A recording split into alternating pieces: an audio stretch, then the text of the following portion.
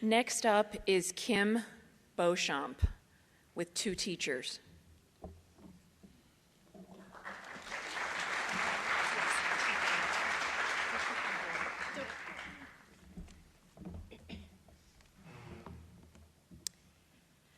When I was a child, 2 teachers helped me understand what it means to live with a mental health disorder. The first was Mrs. M, my first grade teacher. Even though I loved to learn, I hated elementary school. I was terrified that my mother would forget to pick me up at the end of each day. Every morning, Mrs. M would have to pry me from my mother. Goodbye, Mommy, I shrieked over and over. My throat was raw from screaming, but I wanted to say the words as many times as I could, in case I never saw Mom again. As a 6-year-old, I had no idea what the letters OCD stood for, and I don't think my parents or teachers knew much about the disorder either. Now that I know my diagnosis, I realize that the first grade was the beginning of my obsessive-compulsive disorder. Being abandoned at school was the obsessive thought. Calling my mom at lunch to remind her to pick me up was the compulsion to alleviate anxiety. I would have gone to the front office to use the phone every hour if I could. One afternoon, I approached Mrs. M's desk to ask yet again if I could call my mom. No, not today, Mrs. M said. My legs were wobbling so much I was afraid they wouldn't hold me up. I tried to take a deep breath, but couldn't. Mrs. M sighed, told me to go back to my seat. Please, I begged. The tears dripped off my chin. Can I call? You cannot call your mother.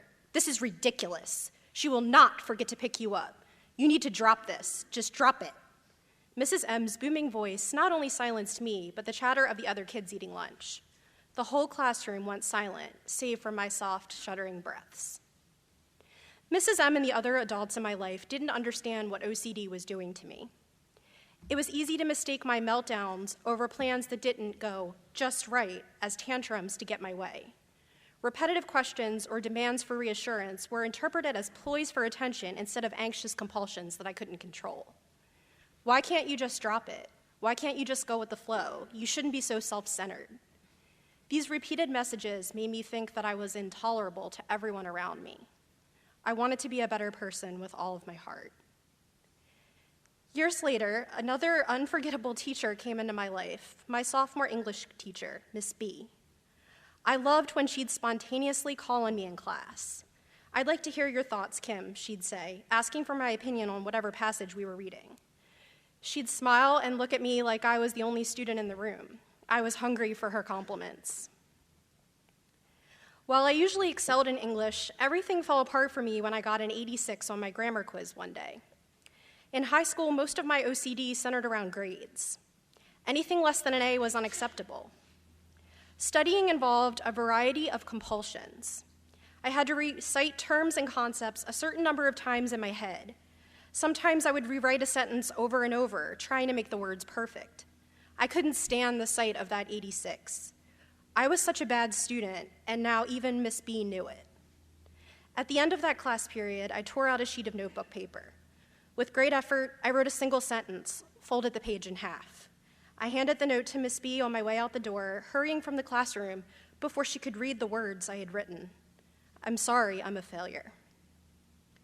Miss B asked me to stay after class the next day. Her voice was soft and serious.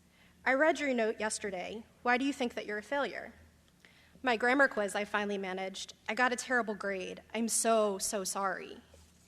Miss B opened her gradebook, puzzled. You got an 86. I searched for a way to explain. English and writing are the only things I'm good at. If I don't do well, it's like I have nothing to offer to anyone. I have to get all A's. Sweetheart, there's no reason to be sorry. You work so hard. You're a good student even when you don't get all A's. The whispered words tumbled out before I could stop them. I hate myself. Miss B put her arms around me and held me as I cried. I'm so proud of you for telling me how you feel, she said. I'm glad I know how much you're hurting so I can help. I learned so much from my 2 grade teachers. Both have helped in my recovery. My first grade teacher taught me a powerful, though painful lesson. She taught me how easy it is to stigmatize and misunderstand difficult thoughts and feelings. She taught me how easily words can shame. Miss B taught me that words can also heal. I'll never forget the day I wrote that one desperate sentence, "I'm sorry that I'm a failure," and how Miss B never judged me for it. How she soothed, acknowledged, and encouraged my pain. Today, I speak about my struggles in therapy, learn skills to help me live with OCD and depression. As a professional writer and editor, I strive to use words for good even when they are imperfect.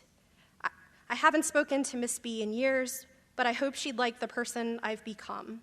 I think she'd be proud of me for sharing my brief.